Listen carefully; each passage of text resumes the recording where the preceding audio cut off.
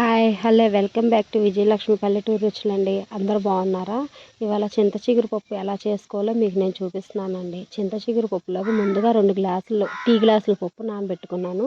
దానిలోకి నేను పచ్చిమిర్చి కొంచెం కారం ఎక్కువ వాడతానండి. పచ్చిమిర్చి ఒక గుప్పెడు పచ్చిమిర్చి ఎక్కువ కోసుకున్నాను. దానిలోకి చింత చిగురు తీసుకున్నాను. చింత చిగురు గుప్పెడు సరిపోతుందండి దానిలోకి పులుపు అది.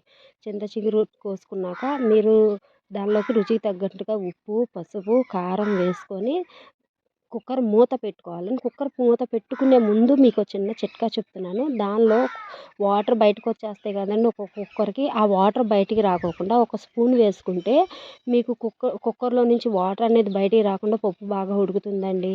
ఈ అలా పెట్టేసుకున్నాక మీరు స్టవ్ ఆన్ చేసుకొని కుక్కర్ పెట్టేసుకోండి. మీకు బాగా ఉడికేసేస్తుంది, ఇబ్బంది లేదు. వాటర్ అనేది బయటికి రాకుండా ఉంటాయి. ఇలాంటి మరెన్నో వంటకాల కోసం మా ఛానల్ సబ్స్క్రైబ్ చేసుకోండి.